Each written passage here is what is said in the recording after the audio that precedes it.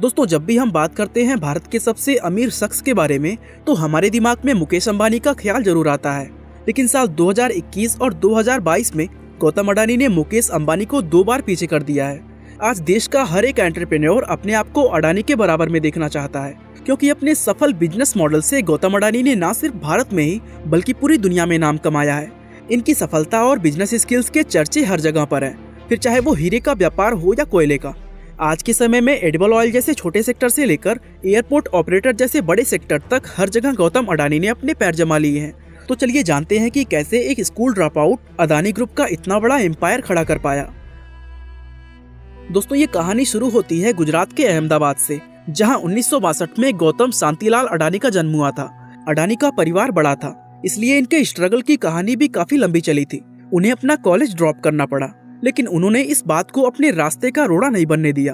दरअसल दोस्तों, अडानी के पिताजी कपड़ों के छोटे मोटे व्यापारी थे और वो चाहते थे कि गौतम अडानी भी उन्हीं का बिजनेस आगे बढ़ाएं।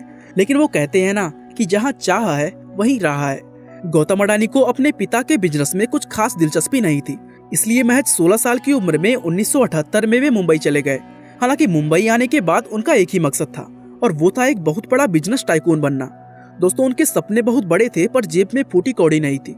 पर संघर्षों के साथ आगे बढ़ने वाले अडानी के लिए ये मुश्किल भी कोई बड़ी बात नहीं रही, और ये बात साबित हुई कुछ समय बाद, जब उन्हें मुंबई के नामचीन डायमंड सप्लायर महिंद्रा ब्रदर्स में हीरे तराशने का काम मिल गया। और दोस्तों, यही था अडानी के लाइफ का वो टर्निंग पॉइंट, जहां से उन्हें मंजिल साफ दिखाई देने लगा। इसी बीच 3 साल तक महिंद्रा ब्रदर्स में काम करने के बाद अडानी ने मुंबई के जावेरी मार्केट से एक डायमंड ब्रोकरेज कंपनी की शुरुआत की। दोस्तों, उस वक्त अडानी सिर्फ 20 साल के थे जब वे एक सेल्फ मेड बिलियनर के लिस्ट में शुमार हुए थे। तो दोस्तों, ये थी अडानी के बिजनेस एम्पायर को शुरू करने के पीछे की छोटी सी कहानी। अब हम आपको बताएंगे कि आखिर कैसे उन्होंने बतौर एंटरप्रेन्योर एक इतना बड़ा बिजनेस एम्पायर खड़ा कर दिया। तो दोस्तों, 1981 में शुरू हुई अडानी ग्रुप की वो कहानी, जब वो अपने बड़े भाई मनसूख अडानी के साथ मिलकर प्लास्टिक का बिजनेस शुरू करने के लिए मुंबई से वापस अहमदाबाद आए थे। लेकिन प्लास्टिक को बनाने के लिए सबसे जरूरी मटेरियल था पॉलीविनाइल क्लोराइड यानी पीवीसी, जो कि उस समय देश के 1-2 छोटे मोटे कंपनी से ही मंगवाए जाते थे। दोस्तों, पीवीसी का डिमांड पूरा ना होने के चलते अडानी को दूसरे देशों से पीवीसी इंपोर्ट करना पड़ता था, और तभी गौतम अडानी ने इस परेशानी को भी एक बड़े बिजनेस अपॉर्चुनिटी में बदल दिया। जिसके बाद 1988 में अडानी एक्सपोर्ट्स की शुरुआत हुई, जिसके जरिए अडानी ने देश के हर छोटे बड़े पॉलीमर प्लास्टिक कंपनीज के लिए पीवीसी को इंपोर्ट करना शुरू कर दिया। और दोस्तों, हैरानी की बात यह है कि आज के समय में अडानी एक कोल टू पीवीसी प्रोजेक्ट पर भी काम कर रही है, जिसके लिए इंडियन गवर्नमेंट ने भी उनको सपोर्ट किया है। इस प्रोजेक्ट में वो कोल से होने वाले नुकसानों से एनवायरनमेंट को प्रोटेक्ट तो करेंगे ही, साथ ही उनकी कंपनी में इतनी बड़ी मात्रा में पीवीसी बनाया जाएगा कि हमें दूसरे देशों से पीवीसी इंपोर्ट ना करना पड़े। अब वापस आते हैं अपने टॉपिक पर। दोस्तों, धीरे धीरे करके उन्होंने हर बिजनेस सेक्टर जैसे मेटल, एग्रीकल्चर, टेक्सटाइल्स के इंपोर्ट और एक्सपोर्ट में भी अपनी पकड़ बना ली, जिसे उन्होंने नाम दिया अडानी एंटरप्राइजेस। दोस्तों, इनका ये व्यापार तेजी से फैलने लगा, लेकिन अभी इनके हिस्से में एक और माइलस्टोन आने वाला था, जब सरकार ने पोर्ट डेवलपमेंट के लिए प्राइवेट सेक्टर की खोज शुरू कर दी। ये बात है साल 1995 की, जब गुजरात गवर्नमेंट ने लिबरलाइजेशन लॉ पास किया था। इंफ्रास्ट्रक्चर डेवलपमेंट के लिए गुजरात का मुद्रा पोर्ट, जो कि 3000 एकड़ में फैला हुआ है, उसे भी किसी प्राइवेट कंपनी को देने की बात की जा रही थी। और दोस्तों, ये मौका अडानी भला अपने हाथ से कैसे जाने दे सकते थे। उन्होंने मौका देखते ही मुद्रा पोर्ट को खरीद लिया, और यहीं से 1998 में Adani ports and special economic zone की स्थापना की गई। उन्होंने अपनी इस कंपनी के साथ साथ अपने बिजनेस को पोर्ट्स एंड लॉजिस्टिक में भी फैलाना शुरू किया, जिसके थ्रू देश भर की बड़ी बड़ी कंपनीज अपना माल इंपोर्ट और एक्सपोर्ट करने लगी। दोस्तों, आज के समय में मुद्रा पोर्ट भारत की सबसे बड़ी पोर्ट इंफ्रास्ट्रक्चर है, जहां से इंटरनेशनल ट्रेड डेवलपमेंट को ऊंचाइयों तक पहुंचाने का क्रेडिट अडानी को ही दिया जाता है। यहाँ तक कि साल 2017 में अडानी ने रिलायंस इंफ्रास्ट्रक्चर को भी 18,800 करोड़ रुपए में खरीद लिया था। दोस्तों, आपको जानकर हैरानी होगी कि 1996 में अडानी पावर्स ने डोमेस्टिक इलेक्ट्रिसिटी का जनरेशन शुरू कर दिया था, और आज के समय में ये कंपनी गुजरात के साथ साथ देश के कई राज्यों को बिजली सप्लाई करने का काम करती है। अभी साल 2014 में ही अडानी पावर भारत की सबसे बड़ी प्राइवेट पावर प्रोड्यूसर कंपनी बनी थी। दोस्तों, 1999 में ही उन्होंने एक और नया बिजनेस स्टार्ट किया था, जो कि कोल की इंपोर्ट और एक्सपोर्ट का काम करती थी। लेकिन दोस्तों, वो कहते हैं ना कि चाहे हम कितने भी रास्ते बना लें, मुश्किलें हमारे रास्ते रोकती ही हैं। पर शायद ये मुहावरा अडानी जी के ऊपर लागू नहीं होता, और तभी तो उन्होंने प्रॉब्लम्स को ही अपना हथियार बना डाला। अब अडानी के इस बिजनेस में भी कुछ ऐसा ही हुआ। दोस्तों, अडानी का कोल बिजनेस जितनी तेजी से बढ़ रहा था, उतनी ही तेजी से भारत में कोल माइनिंग की शुरुआत हो गई। लेकिन इसके बावजूद भी अडानी पावर्स में कोल की डिमांड पूरी नहीं हो पा रही थी और इसीलिए अडानी ने ऑस्ट्रेलिया के कारमाइकल कोल माइन को खरीद लिया।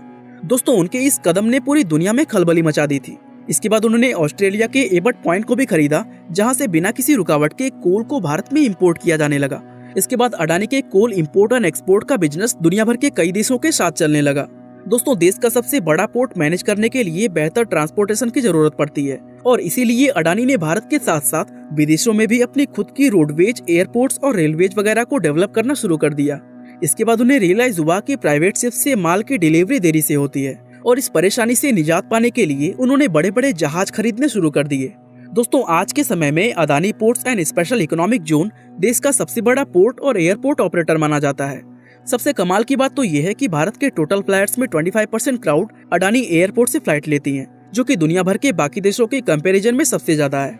दोस्तों, अब समय आता है 1999 का, जब अडानी विलमार के नाम से एक और कंपनी शुरू होती है, जिसे आज हम फॉर्च्यून के नाम से जानते हैं। इसके अंदर आने वाले घरेलू प्रोडक्ट्स जैसे तेल, सूजी, बेसन वगैरह शामिल हैं।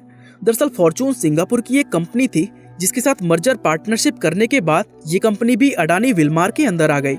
दोस्तों, इनकी तरक्की यहीं पर आकर नहीं रुकी। अडानी ग्रुप का बिजनेस अब रिन्यूएबल सेक्टर में भी चलने लगा था।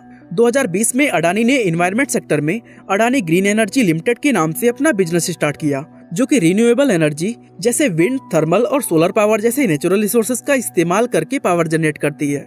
दोस्तों, इस कंपनी के आते ही भारत में रिन्यूएबल एनर्जी सेक्टर में काफी बदलाव हुए और सरकार भी इस बिजनेस आइडिया को प्रमोट कर रही है। हालांकि दोस्तों, हम ये कह सकते हैं कि गौतम अडानी ने उन्हीं सेक्टर्स में अपने हाथ आजमाया जहां उन्हें फ्यूचर को लेकर बड़ी संभावना दिखी है। वो जानते हैं कि आने वाले समय में भारत इंटरनेशनल मार्केट में तेजी से आगे बढ़ने वाला है, इसलिए उन्होंने स्टॉक एक्सचेंज, शेयर मार्केट और डायमंड सप्लाई से लेकर transmission, green energy, ports, power generation और नेचुरल गैस जैसे बड़े सेक्टर्स में भी अपने पांव जमा लिए। और दोस्तों, आपको बता दें कि आज के समय में अडानी ग्रुप के अंदर आने वाली 50 कंपनियां ऐसी हैं जो इंटरनेशनल मार्केट में वर्ल्ड वाइड ट्रेडिंग कर रही है।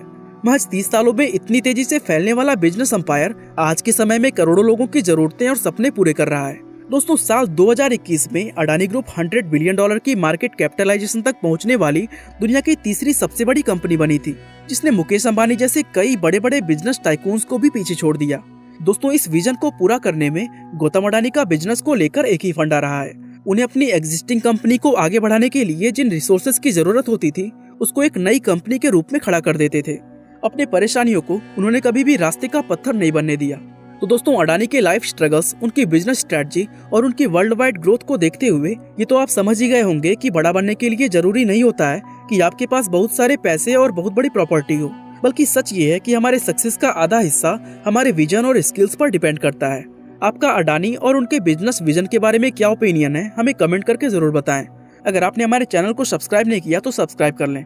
आपका बहुमूल्य समय देने के लिए बहुत बहुत धन्यवाद।